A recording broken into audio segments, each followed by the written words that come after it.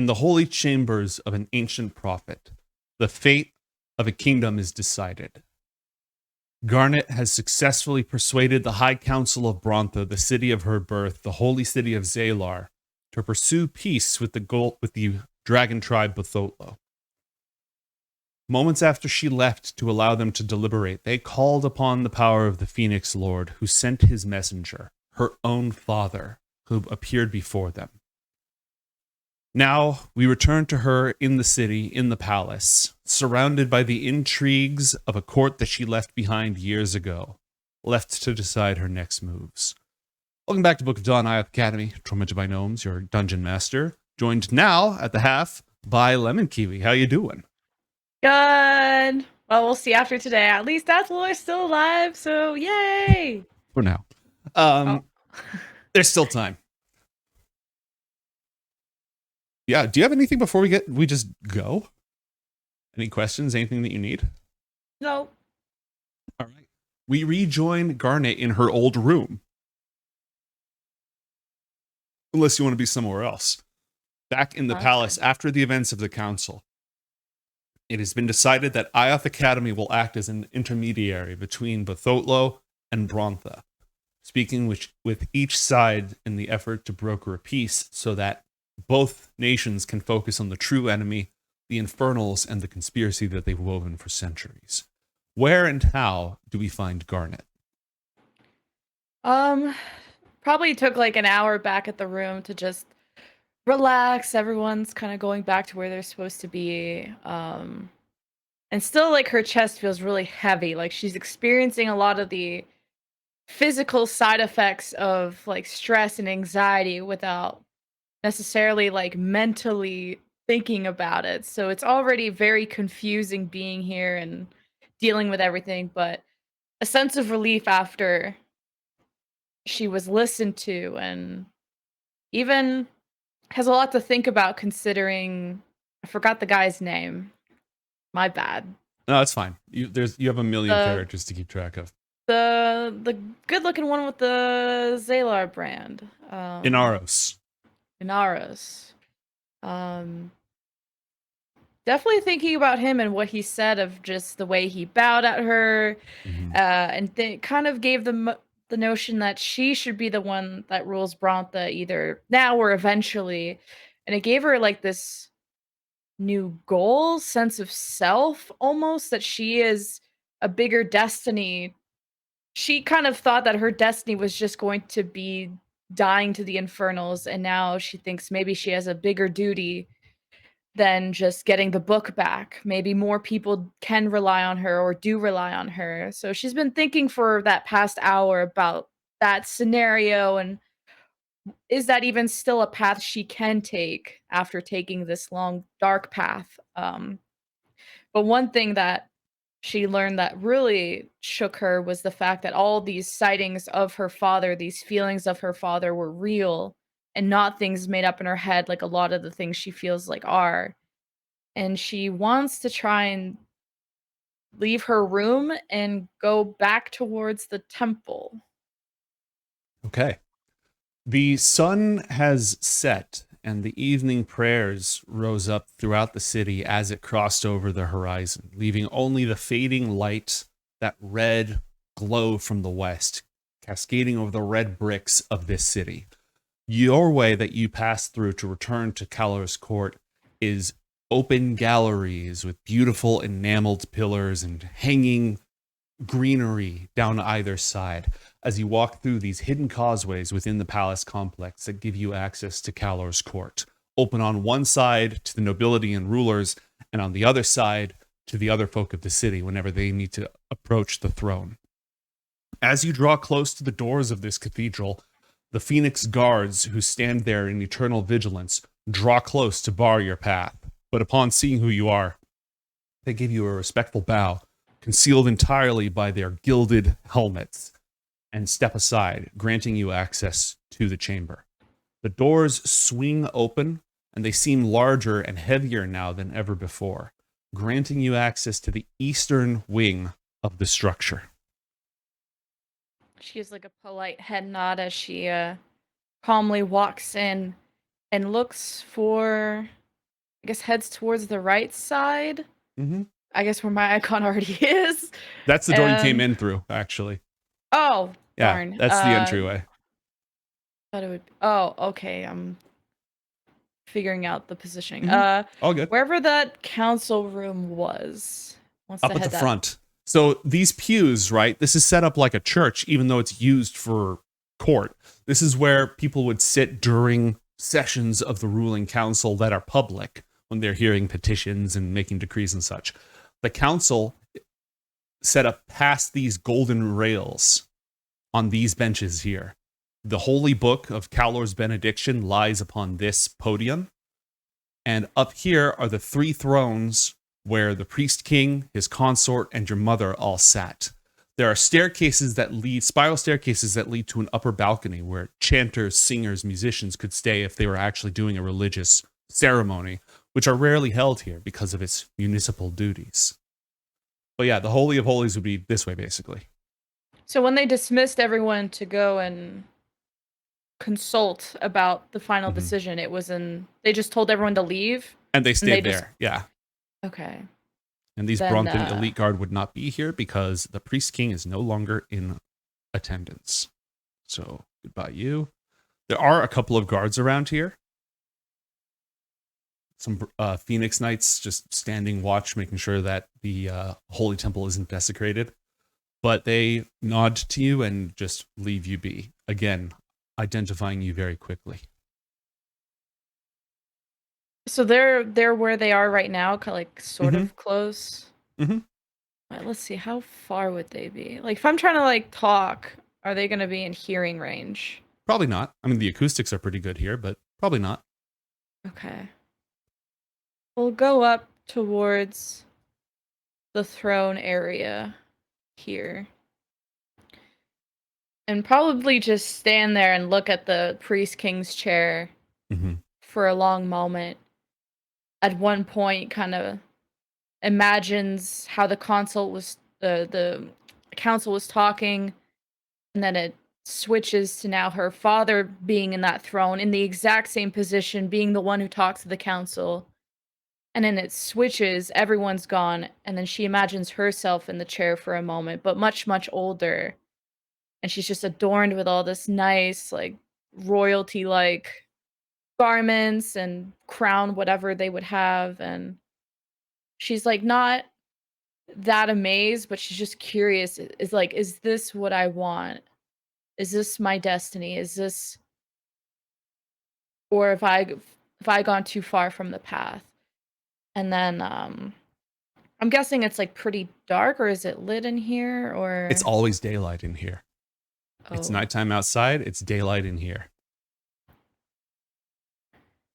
And we'll just kind of, I'm guessing it's very quiet, Mm-hmm. but we'll like look around to see if she feels or hears and is trying to like overly concentrate on a presence, because now Mm-hmm. she's trying to sense if she feels like, oh, if my father's always here, like I should be able to feel it. And Mm-hmm. she's now almost questioning the fact that they said that he is always here. And she just kind of speaks out loud and Mm-hmm. out of earshot of the guards and says, can you see me? Can you hear me through all of this silence, through the darkness that I've surrounded myself with? If you were really here, why have I felt so alone for so long? The one person that should be furious with me and everything that I've done has said nothing. Why didn't you just let me die? Show me a sign, as she laughs to herself, that you're really here.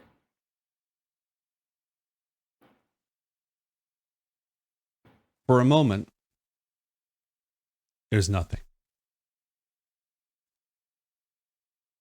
And then, not as a shock, not as a surprise, not as if you've been seized from behind, but you feel the weight of a hand directly on your shoulder.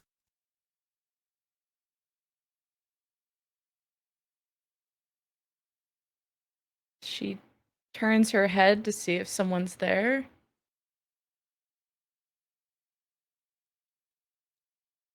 And you see him.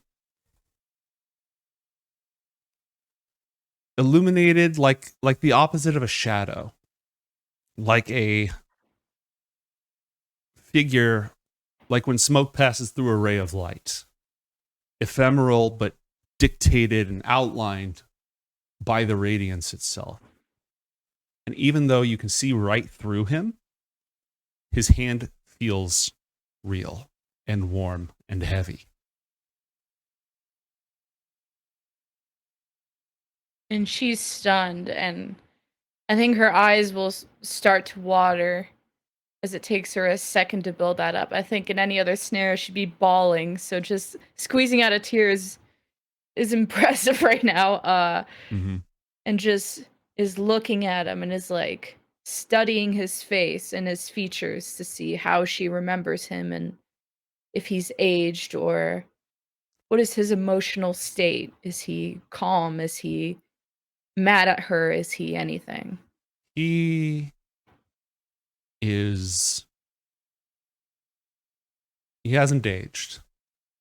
Not since the last time you saw him telling you to run and bleeding out in the desert.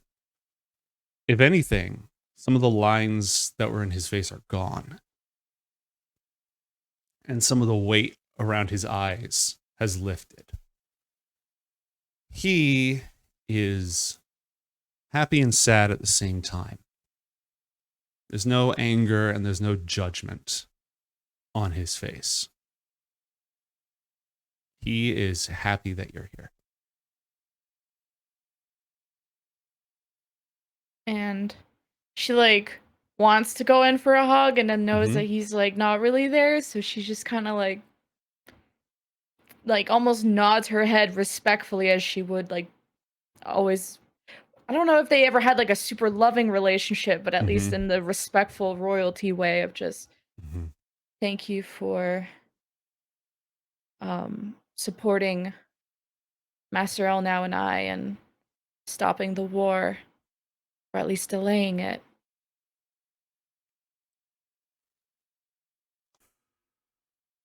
I'm supporting you, my daughter. You're doing the right thing, and I'm proud of you. I Am I know it's doing the not right easy. thing? I don't feel like I'm doing the right thing, but it's to avenge you, it's to protect everyone, and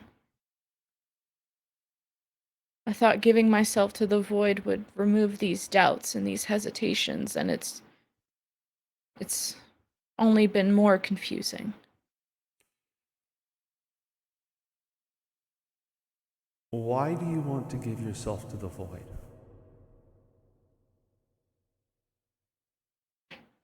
So I don't have to feel sad anymore that you're gone. It's okay for you to feel sad. Death is something we all carry with us. Grief is something that all life goes through.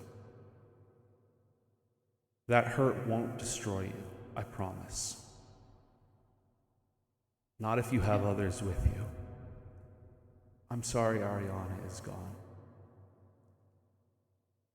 But just because she had to leave doesn't mean that you're alone, okay? I know about the cycle, and I know life goes on, but looks back at the throne. You were meant to do such great things, and you weren't able to do it, and that's not fair. I am doing great things. The Phoenix Lord has plucked me from the cycle for a time, so I can still be here for you and for Bronthan. That is as important a duty as any in the Four Kingdoms. And it won't last forever, Garnet. In time, I'll need to move on. The cycle shouldn't be held at bay forever. There will come a day when I become part of the world again. But until then, being here with you and for you matters more to me than that throne ever could.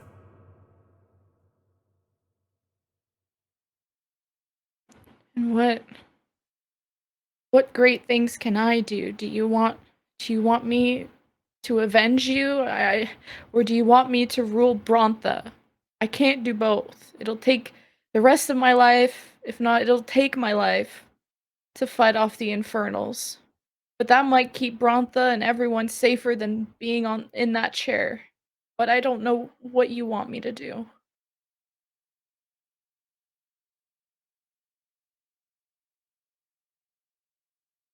I want you to be happy and to be loved. You don't have to avenge me. There are so many lives cut short, or worse, crushed from the moment that they're born till the moment they die by the cruelty of others. And seeking out vengeance for them won't stop it from happening again. Fighting the Infernals and protecting those you love is good. Keep doing that. It's important. But trying to destroy them by yourself is just going to take you away from everything that matters to you and take you away until you're not even yourself anymore. And if you do that and you destroy them, what's left behind will be worse. I don't want you to stop fighting, and I don't want you to give up. But you do not have to carry my death with you everywhere that you go. I just keep pushing everyone away. Alex, Ariana, Master L now. I'm sure my mother isn't pleased. Every time I do the right thing, it hurts people. Every time I try to protect them, I do the opposite. I don't know what's right anymore.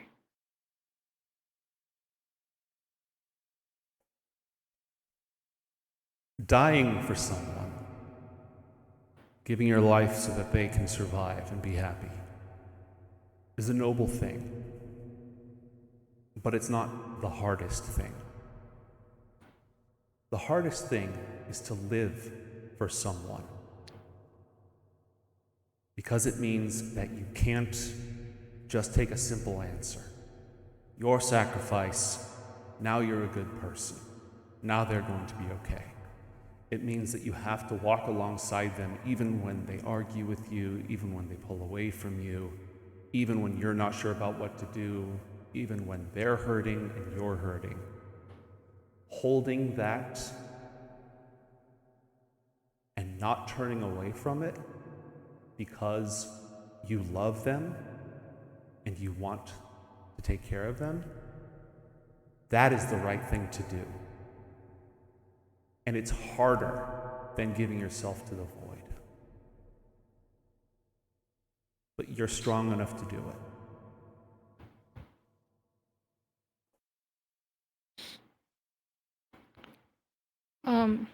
I know you'll have to leave me one day, but just promise that you'll let me say goodbye this time.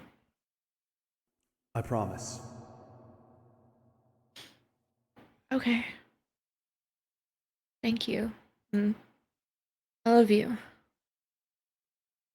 When he reaches out to wipe a tear from your eye, you can feel his touch. It's warm and strong, but soft at the same time. I will always love you. And with that, he's gone. For now. Cool. Already starting the episode off strong. Let's go, baby. We'll head back and we'll see if either we'll run into Pavam naturally, or we'll Mhm. try to seek out his quarters if that's not far. He is actually looking for you, so it does not take long for the two of you to run into each other. You both happen to be doing the exact same thing, and he brightens when he catches sight of you. We'll probably have, I don't know how long it takes me to find him. If it's Mhm. a few minutes, we'll probably still have some puffy eye action, but Mhm. still a dry face at that moment. Um, Ask him, how's it going? What's he up to? Try to have a nonchalant start of a Roll conversation. a deception check to play it cool. Play cool. You are only playing somewhat cool. He's He dumb. Emotionally unintelligent. He's actually like his modifier is +6. It's just, his secret weakness is in play at the moment, so it makes him the dumb. He says, "Is it true what they're saying? Huh? What? Your mother, she's gonna hear out the tribes." Yeah.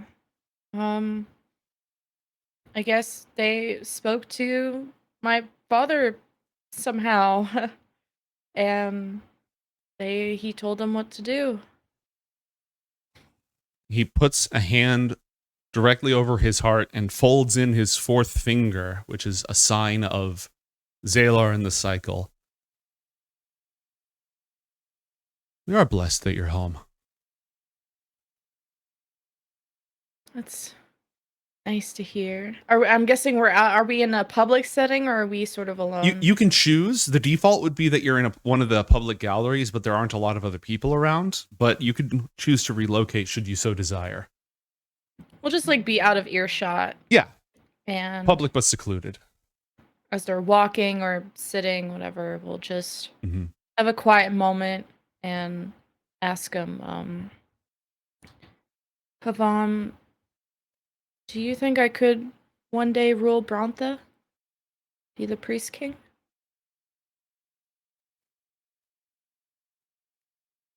The thought may not have occurred to him before. You can see that on his face as he thinks about it for a moment.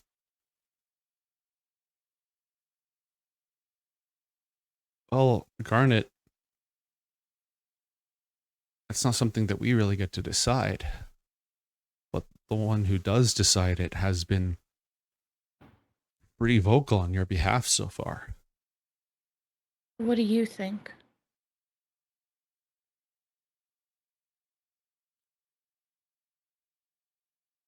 I think with all the change that you've already made just for being here for a few days, I think that's a sign. I think you could. Is he coming off as like, yeah, sure, or like, what is the confidence level in what he said? Roll insight with advantage because Chat has bequeathed the light of the pearl upon you. Thank you, chat. A dirty 20. Here's what's going on. One, there's a layer of, oh, damn. I guess that's a thing that could happen. And then the immediate reaction after that is, well, yes, obviously, that'd be wonderful. That'd be great. And then the reaction after that is, okay, Pipon, slow your roll. There's a lot you don't know. Okay. So it's a level of caution or hesitancy that has less to do with doubt about your faculties and capabilities and more to do with his recognition of his lack of information. And once he kind of says yes, Mm-hmm. kind of ignores his questioning around it, but just shows that he has confidence in her. Mm-hmm. She smiles, and it's really genuine. Like it's such a comforting statement to her. Mm-hmm. Something that kind of she needed to hear, that someone believed in her, and however crazy this idea may be of her ruling Brontha 15 or however in the future.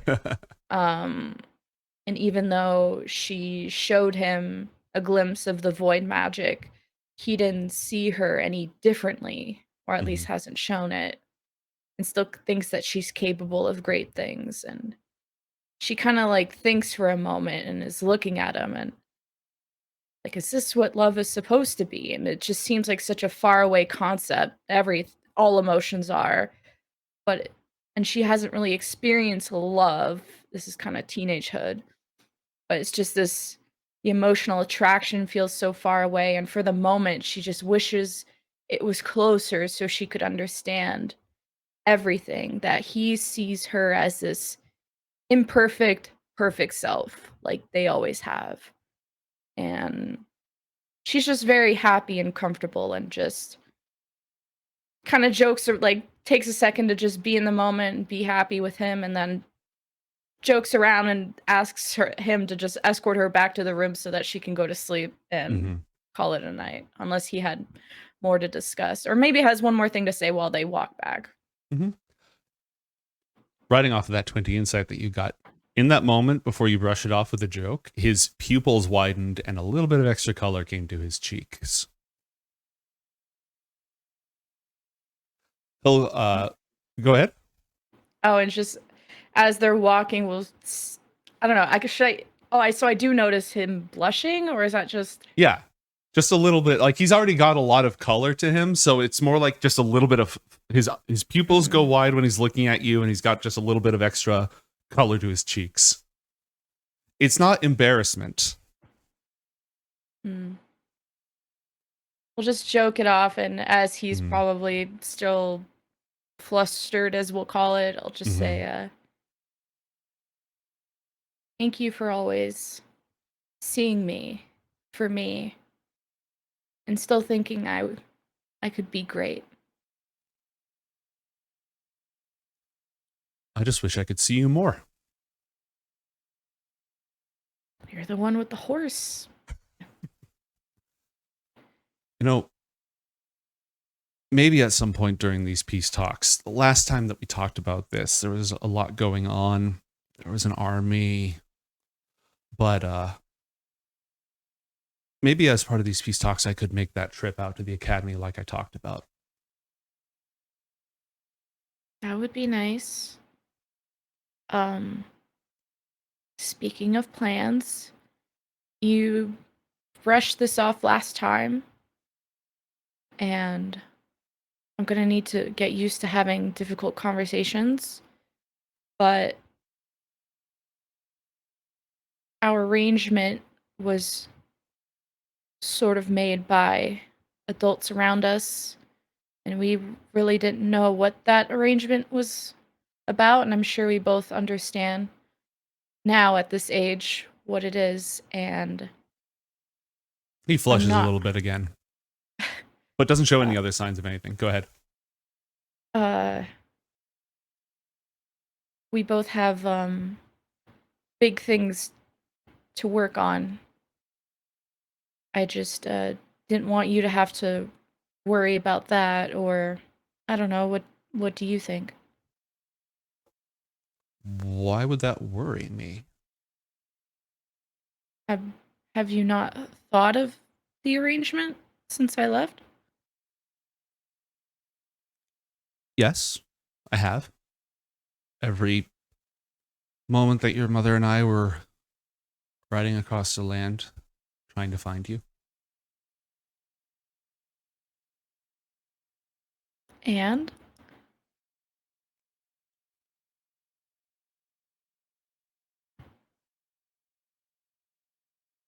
And we may not have had a say in it, and maybe we do now, but until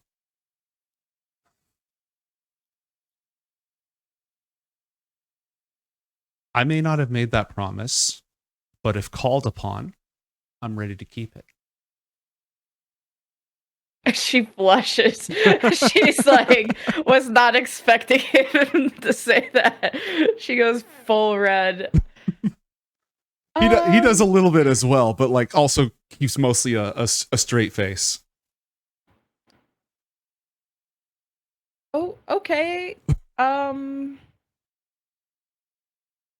Let's discuss this another Yes, time. I mean, you know, a lot of the people who made those promises aren't you know, we've lost them since, so I don't know how binding it is or any of these things. We can discuss it later. That's fine. Um, but I'm a Phoenix Knight in training, and we keep our oaths. Right. I how do I say this? You're role playing. You're not stuttering for words. You're role playing a teenager. It's your method acting. It's fine. um well, I appreciate you keeping to your oath, I guess. I apologize for not reaching out when I was in hiding. I explained this already, but I wasn't exactly thinking the oath and my ties to Brontha were going to remain upheld when I was taken away and was seen as abandoning the city. We'll figure this out another time. And she's like, doesn't know how to explain everything. How He she had like a feels. confident response until you broke it off with this. We'll figure it out another time. I was like, oh, yes, no, of course. That's okay. Yes. Okay. Tomorrow I will probably head back to IOTH Academy and check on. A friend has been to Batholo, so maybe he can report um how the peace stuff will go. Anywho, here's my room. Uh, thanks for escorting me. I'll be there to see you off tomorrow. Okay. And for breakfast, right? Yes, absolutely. Okay. We'll head into the room. Okay. He lingers for a moment, but then you're moving kind of quickly. So he'll just go ahead and leave after that. There was a Poor moment of, Pavam. no, not right now. Okay. And he bows and returns to his duties. Okay. And then night for me. And you have peaceful sleep. Untroubled. Is there anything else that matters to you that night or the next day? I mean, the next day morning, I want to know if there's anything on your agenda before the day plays out, with Pivam attending you at breakfast and Sarah bringing you No. a tray of things and all that. No. Well, probably fiddle with the gem of seeing a lot. We'll just maybe do some rounds in the morning, either after breakfast, before departure, to just kind of scan the people in the kingdom area. Cool. Give me an investigation check, please. Well, I have a lucky die. This is sort of important. That's better. An 18. All right. Sarah brings you again really nice breakfast, some pastries with spices and nuts in them, and just doting on you, making sure that you have everything you need. Fresh squeezed pomegranate juice from the garden, and it's a bit more gossipy because you're a little bit older now. Yay! And is just saying, you know, there's so much talk about what happened. Young lady, have you done another miracle? I don't know, maybe, I don't know, by accident, and we'll just gossip about that and maybe like boy stuff and whatever. Boy stuff. You, young lady, are still betrothed. Those boys at the academy haven't been and the vibe you're getting is not accusatory, it's mock accusatory. Oh. Yeah. Oh, Sarah, keep a secret. Why don't you just we're yeah, I mean, yeah, anyway, we'll just now get off the boy topic and go to something else. Like Pavam arrives at that exact moment, and she gives you an eye over his head as she continues to serve the two of you. And anywho, and just starts eating and tries to give the excuse of can't talk because mouthful of food. And she'll go ahead and clean up for breakfast, and Pavam will ask about your plans and when you're leaving and if you've talked to anybody, making polite but also like focused conversation and just going back and forth. I don't think you've talked with Master Elnow yet at this point, so I don't know if you know what the plans are. Don't know Wald. We'll ask Pavam to go on a walk with her, and we'll take the excuse to just gem see, just people watch, but with a gem of seeing, you know, and just to get a quick look of things before she goes. He looks at that and says, "Is that some sort of mage thing I'm too squire to understand?" Yeah, and she starts like explaining all the intricacies, like oh, you know, the too much detail, like is Right, explaining in a complicated way that a noob wouldn't get. Like explains all the matrix and like how and the mirror clone stuff if he cares to know. And as you're saying that and sweeping through the crowd, the gem falls upon Sarah as she brings the tray away, and her hands that you can see from behind glimmer with a mirror sheen. No.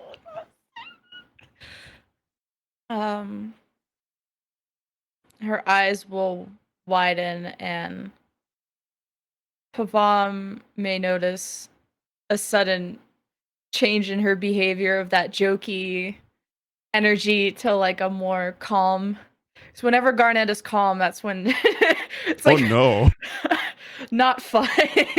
um oh, Pavam, I'd love to personally thank all the servants and helpers and assistants before I depart. Can I go to their meeting room, or can we assemble them for a goodbye? Certainly. I'm sure you can make that happen. You want me to make the arrangements? I can ask Sarah to get everyone together. Yeah. I have a surprise for them. You always were thoughtful, Garnet. And he'll take his leave and go run after her to he'll go after her and talk with her for a moment and look back at you, and she nods emphatically and is going to go out and grab everybody and start rallying everyone together. It's going to take a few minutes. If there's anything you want to do or anyone you want to talk to in that time. She'll ask one of the squires to go get my mom. Marisol breaks off from the conferences that she was in with the ruling council, not in Calor's court, but just in like other rooms and such. And she makes her way to you and instantly just gives you a huge hug. She is still very emotional from seeing her husband. And she wants to talk to her bunch of things, but maybe Marisol could sense a sense of urgency from Garnet. And it's like a weird tone of like, I have to show you something. I want to personally thank the servants for all the hard work and the awesome meals that they gave us. They kept my room clean. And I wanted to say goodbye to a few. Of course. How quickly, dear? Oh, Pavam's gathering them now. Ah, how can I help? Did you want me to go with you? And she'll lay a hand on. Is she carrying her sword? It's always at her side. She'll just like put one hand on her shoulder and then one hand on the sheath of her sword and tap her sword and say, I just want you there with me. And is looking at her and Mhm. not in a friendly, jovial way, but smiling, but her brow is down. It is subtle. After all, general or not, Marasan Tosaka is a member of the Priest King's Council, and that involves being able to play your cards close to your chest and to avoid playing your hand too carefully. But on the other hand, your mother has spilled more blood than she's told you, seeking you out to protect and find you. And for just a moment, when you make that gesture, you can see every stroke of her sword and every life that she has taken to protect her daughter. And that, Marasan Tosaka, stares back at you. And you feel that your message is entirely understood, or at least the core thesis of it. Maybe we can have a good squire send off of all your closest soldiers, for my departure to make sure everything goes smoothly. I really want as many people seeing me off, so it really feels like I'm leaving home. You deserve no less, dear. I'll go get everyone. And she goes out and starts spreading the word through the barracks. Honor guard, corps soldiers, household staff, the works. You're going to have a little bit of time before that is all set up. You can skip right there or take care of anything else you want to do or talk to anyone else you need to talk to. I haven't seen Elno yet this morning. Oh, I didn't see her at breakfast? We didn't mention her, I don't think. The Oh. only person we mentioned was Pevom. She was not at breakfast. Oh. Well, we'll go to her room or look for her to talk about the departure. Mm-hmm. When you get there, she is writing, taking notes. You walk into the room and she says, I've contacted Untermaler. Some interesting developments over there, but it seems that Bothotlo is similarly amenable to us acting as mediators. Great. Do you like parties? No. Well, we're gonna have one. Why? So you better be ready. Why?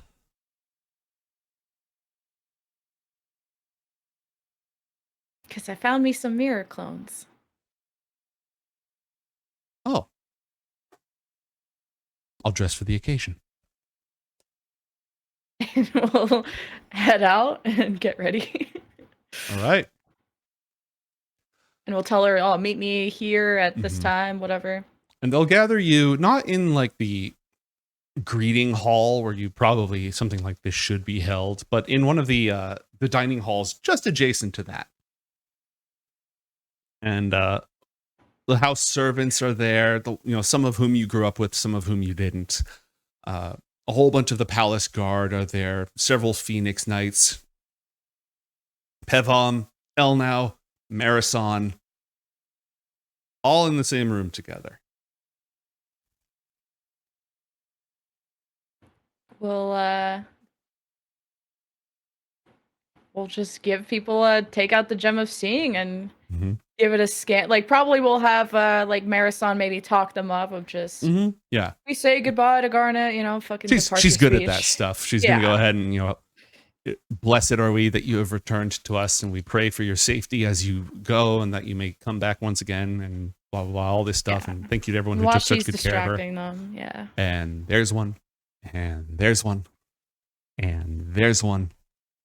There's probably half a dozen in the room with 40 people altogether. 6 of them have been replaced. Is it housekeepers, soldiers? Mostly housekeepers, 4 housekeepers and 2 soldiers. A watch captain and just a normal guard. Do I know them by name? You do. I don't necessarily have all of them immediately at hand, but you know them by name. Sarah obviously is one of them and is like marking away tears. And are there council people here? Or is this just like Did Marisol? you want council people here? Marisol wouldn't have called for them unless you specifically requested, because she got the vibes. Yeah, like if they were here, I was just asking if they would be here. If not, it's fine. We'll call once Marisol has done her speech, we'll step forward by her side and thank you everyone for your hard work, your contributions to Brontha, and making me feel so comfortable and loved and making this feel like home.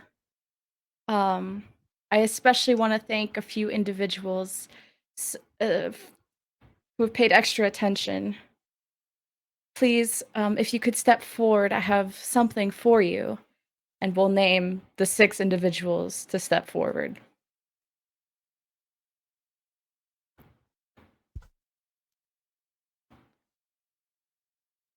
Okay. As you say each name one after another, they don't immediately step forward. And you see them look like, and they immediately know that the jig is up. What? So what are they? Well, they all know who's a mirror clone. You just specifically named all the mirror clones in the room. Well, I go one by one. I say Sarah and wait for her to walk up. Okay, so she walks up. And then I go second person. And then all the mirror clones in the room are like, huh. And then you say third person. Click, click, click, click, click. You can see it on all their faces. You have 2 of them up in front of you. You see the recognition on their faces. What do you do? As the third one is hesitating to walk up, I will... Let's pretend it's a housekeeper. I'll fucking say it's Cindy or some shit. Cindy! I have something for you. Come here. We'll try to persuade her to walk up. Sure, roll a persuasion check. Okay, she steps forward, covering her trepidation. We'll call the 4th one up. Uzul. Oh, you bitch. Just immediately speaks the name of the destroyer, and everybody in the room, all the actual Bronthans, look at them like, what the actual fuck? Thetheus. Okay, well... And you see Elle now crack her fingers, just... And Marisol draws her sword.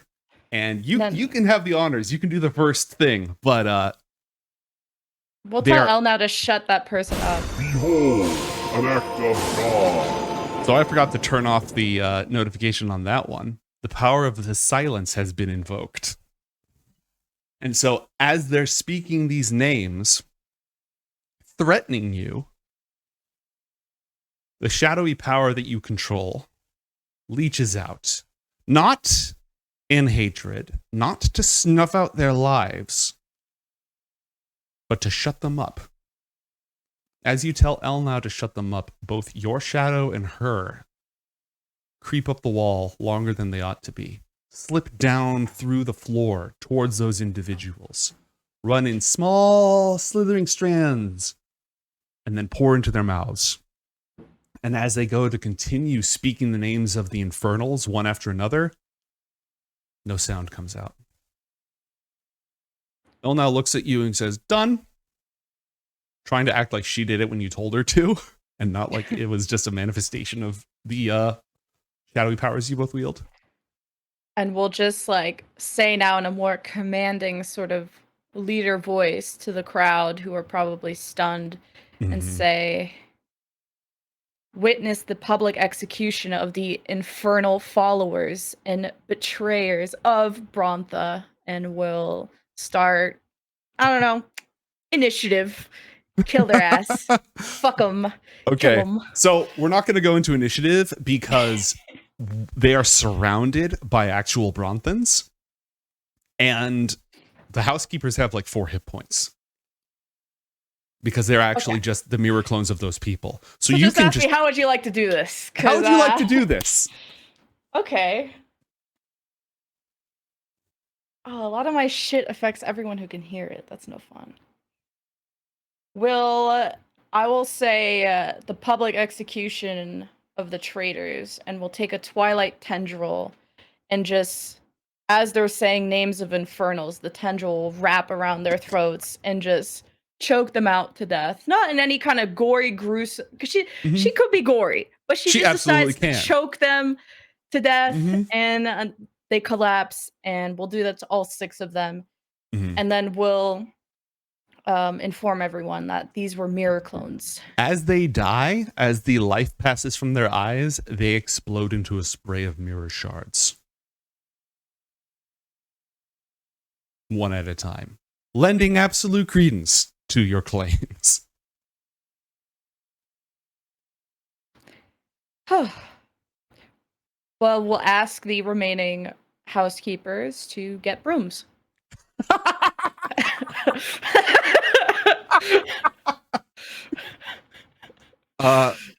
They are horrified both at what just happened and at that command. Roll an intimidation check for me. And no, you're not threatening them with death. That's not what this is. A 16. They go get some brooms. they be cleaning. Oh, I gotta clean. I'm a good little housekeeper. I think you've got some Sarah in my dustpan. I thought you had. And the light glimmers off the shattered remains of the infiltrators, and the mood in the room has darkened significantly. Not towards you, but just like, holy crap. That's a thing. That happened. Your mother sheathes her sword, which she had drawn, looks at you warily for a moment and says, I will have to have a word with Seer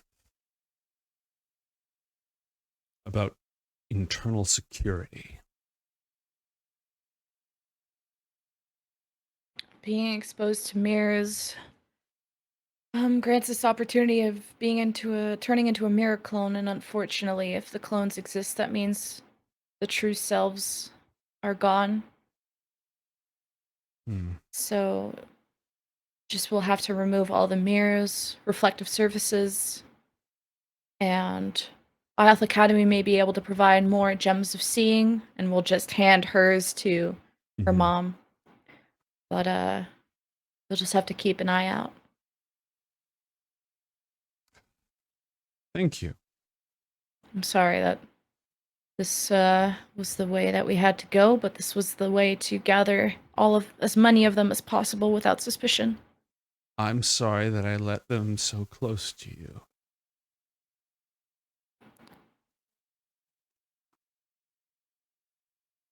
Sorry Sarah had to go that way. She did feed me food, though. I hope she didn't put anything in it. I feel fine. Pevon. He walks over. You both ate the food prepared by Sarah, yes? You're right, we did. And he holds his hands together and shuts his eyes, and then reaches out to place a hand on your shoulder or to take your hand. And his healing power that he gets not for being a blessed Aasimar, but for being a paladin, courses through you. It feels very much like the same warmth that you share with others when you heal them. And as it passes through, he says, do you feel any different? Do I? Nope. No. I'm okay. No poison, General. Thank you. Of course. Who knows how long they've been with us? It may have been more in her interest to stay around and learn and gather information than just try to kill you. Oh. This is going to be a problem throughout the entire city. How much do you think the housekeepers know? All of them. mean, they go where nobody else does. They go back and forth between the high places of everybody. Assume if my esteemed colleagues on the council have kept their mouths shut, then details about guard patrols, defenses, entrances, food supply, all of that would be the concern. Maybe change as much as you can. Yes. Start working on the patrols and the passcodes. Work with Seer. I want a complete revamp of everything. And switch our food suppliers, the merchants that we buy from. Compensate those who... Yes, compensate the ones who we don't buy from anymore, just in case. We'll have to subject all of them to this interrogation as well. It's better to know than to not know, daughter. As much trouble as it is. I don't suppose you'll want an actual farewell now? Just knowing I could keep you all safe, or safer than you were, is good enough for me. I'm sure I've alarmed some folk, though, with how we had to dispense with the mirror clones. Do you think I should kind of peers over past her to see if anyone's still there, and do I owe them an explanation, perhaps? Do you want to?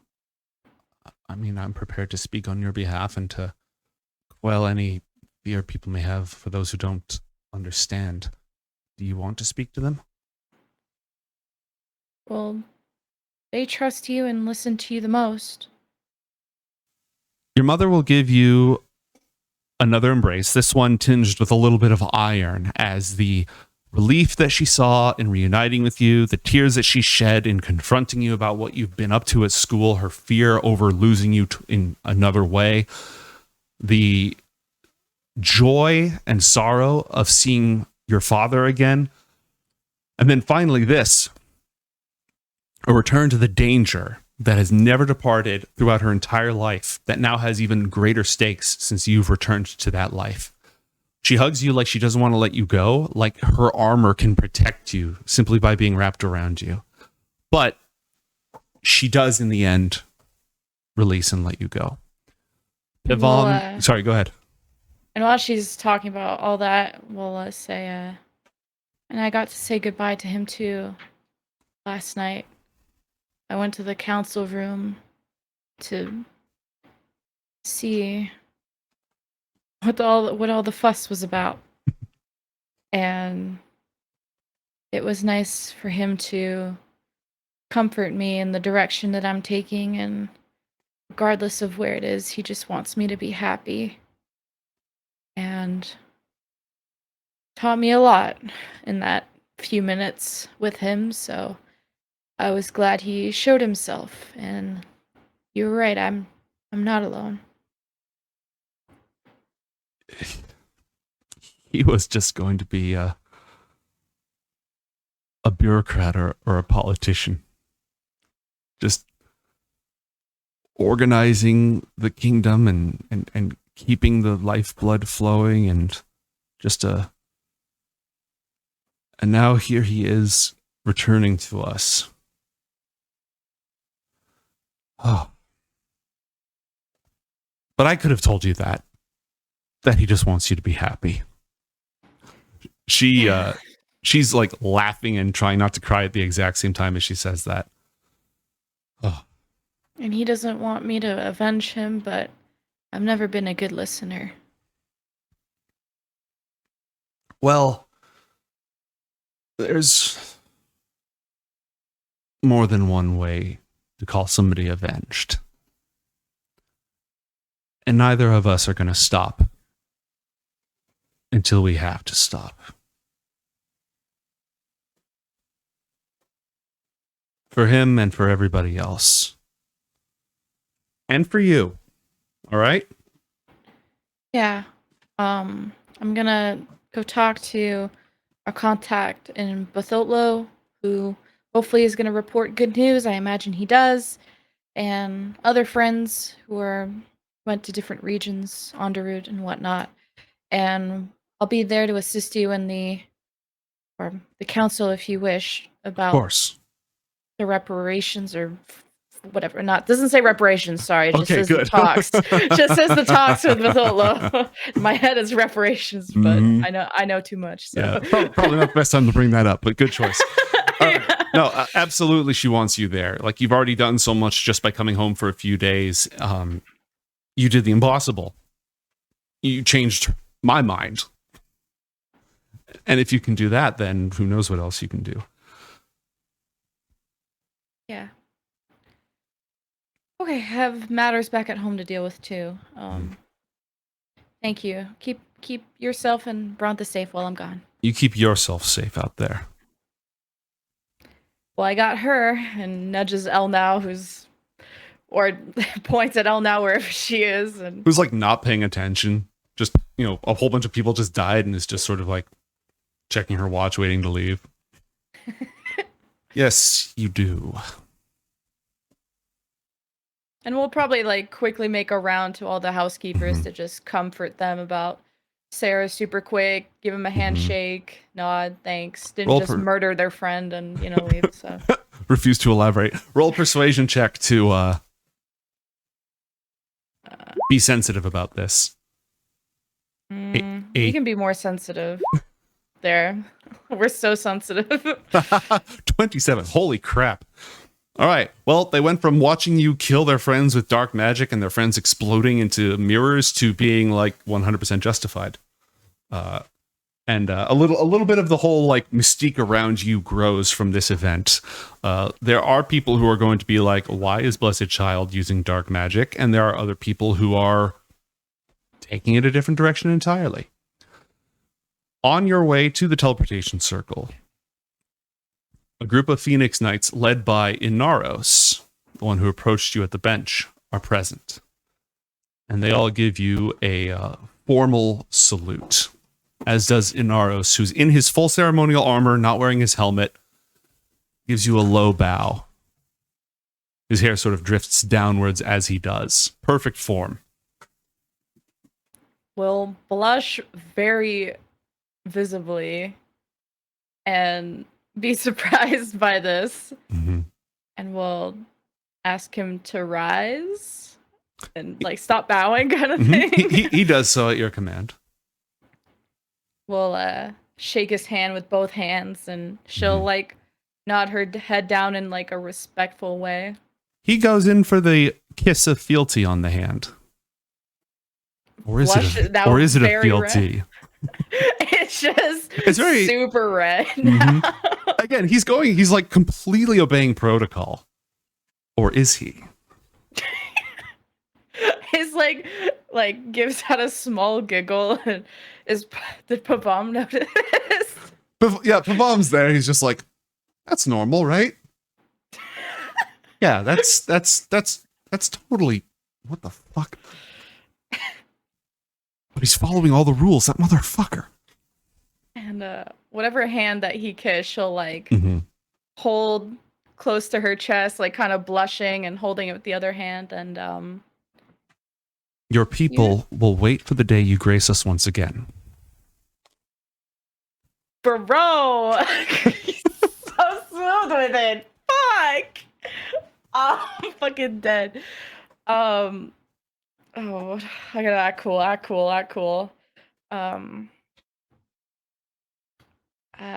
hope to see you all again soon. As do all of us. Wait to see you. And he bows again. Okay, we'll take a second to smile at him and then slowly walk over. Elna's like walking with you and then gets stopped. And then walking with you and gets stopped. And walking with you and gets stopped. And it's just like not even acting irritated, just like, yep. But once you get to all the way to the end, you can turn around and see all these people who came out for this. This isn't the official farewell party, because the official farewell party is where a bunch of people got fragged. This is the unofficial farewell party. And Elle now starts powering up the circle. It's going to take her a minute to cast. One last set of glances from everyone. Your mother tearfully fond, Pevam looking very bright and hopeful and warm.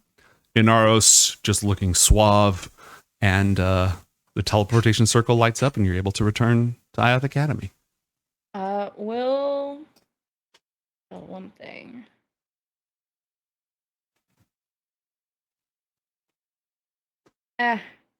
We'll probably just use a minor illusion as she's waving to give like a symbol of Zalar and put her hand on her chest and have the Zalar brand glow and just wave goodbye and jump into the circle. As you return from your home, having reunited with your mother, spoken with your father, just undergone all of these experiences, I would like you to remove a point of void corruption. Oh, yay! Feels good, man, literally. Literally. Feels anything for a change. Feels anything.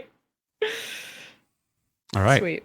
Back at the academy, Mason should be here soon, along with Sventisco and Untermaler. The timeline hasn't yet caught up with Athalor's mission, so there's no news from that just yet. And Mason's not going to be here in this scene, but you'd be aware that he's arrived as you return to the place that has been your home for the last 5 years. Elnau, sorry, go ahead. Oh, well, let's see what Elnau wants before Elnau is just going to say, I'm going to give my report to the Muintiori.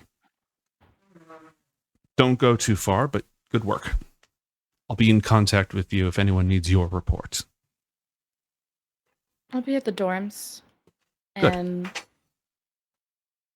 we'll lower her brow and just now take a more stern and serious tone as she marches towards the dorms. Mm-hmm. Where are you going? We're gonna have a knock at Ruby's room. Okay. It's like midday when you arrive, but you're able to catch her either between classes or I don't remember what day it is, but you're able to catch her. We'll reunite the timeline when all of us have done our side quests.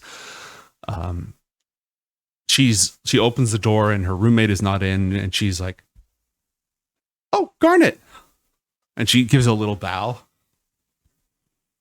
You're back. She actually bows?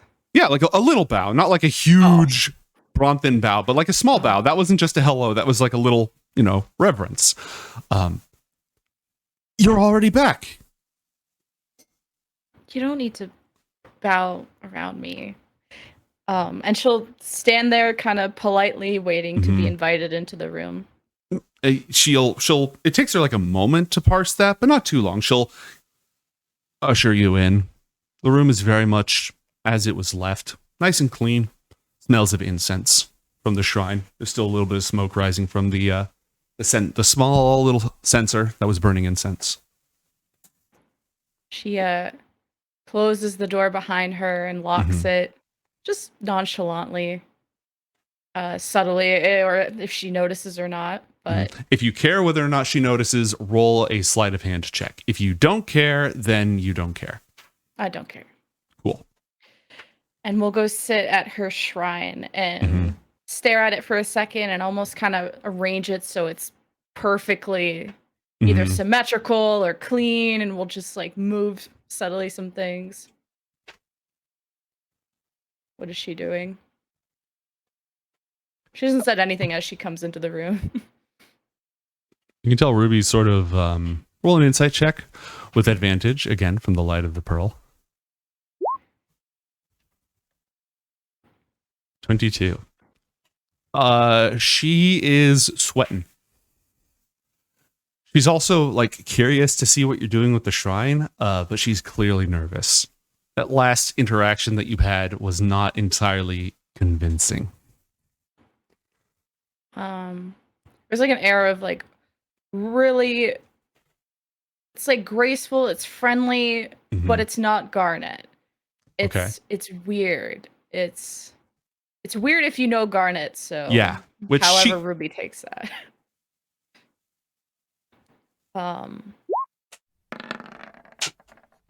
Yeah, she's absolutely picking up on it. And it's not like a bad weird, but it's definitely weird. It's definitely different.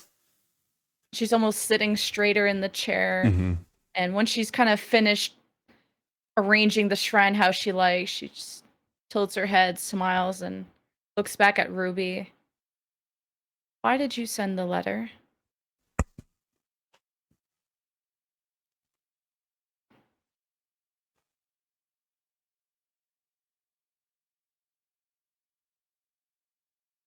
I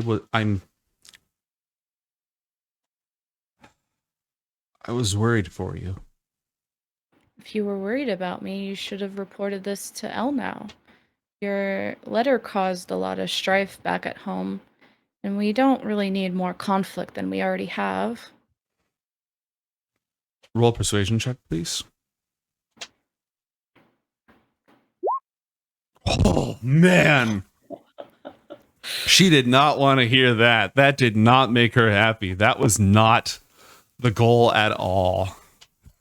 Crap. She's visibly crestfallen at that. I'm sorry, Garnet. I never meant to. That's not what I wanted to do.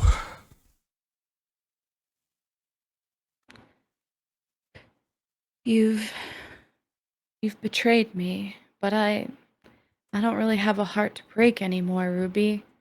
I can't trust my own people. I guess I can't trust anyone.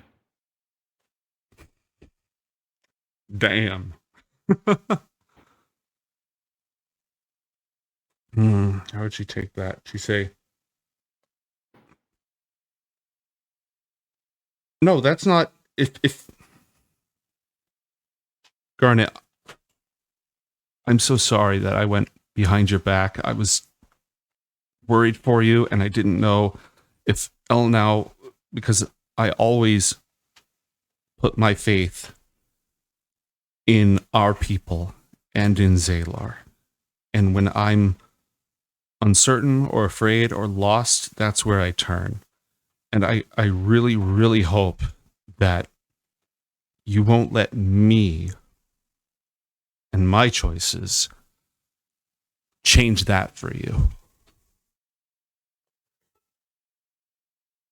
I did what I thought was right, but that's just me and just my conscience. Not everybody.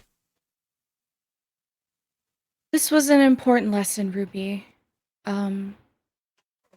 Since you're curious, the reason I turned to darkness was because I was pushed out of the light by people like you, who reminded me that the silence of the void was more comforting than the loneliness I experienced being around people that could look me in the eye, lie, and say that I meant something to them.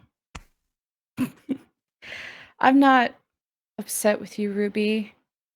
I know you made a mistake, and you were messy to leave wax on the ring. But you did what you felt was right to do, and I do that a lot too. But thankfully, we're both alive to learn and keep doing our best, and I hope you did learn something, Ruby, and I hope you do keep trying to do the right thing. And we'll hand her a letter. A letter? Yeah. Huh. I'll just say that I've made this behind the scenes, but okay, all for right. the narrative, it's not Okay. super important, but All right, so she'll go ahead and take it. it's an invitation to the Codex. Oh, that is the last thing that she expected. She is so confused right now. Do you want to leave it right there as you head out the room like a badass? If she's stun locked, then we'll say, if you'll excuse me, and we'll get up and leave the room. Hope to see you at the next meeting. Puts on shades as Ruby's head explodes behind you. And I think that is the perfect place for us to end, unless there's anything else you wanted to do. Once again, this was so much fun. Hey, thanks. Yay, character arcs. we are possibly off next week. We'll figure it out and announce it via Twitter, whatever else we've got going on. All right, folks. Other than that, thank you so much for joining. Thank you to all the people who rated in. And we will see you next time on Book of Dawn IOTH Academy. Oh, and we're doing Death Dragon Decadence tomorrow. Tune in for that. Bye. Bye.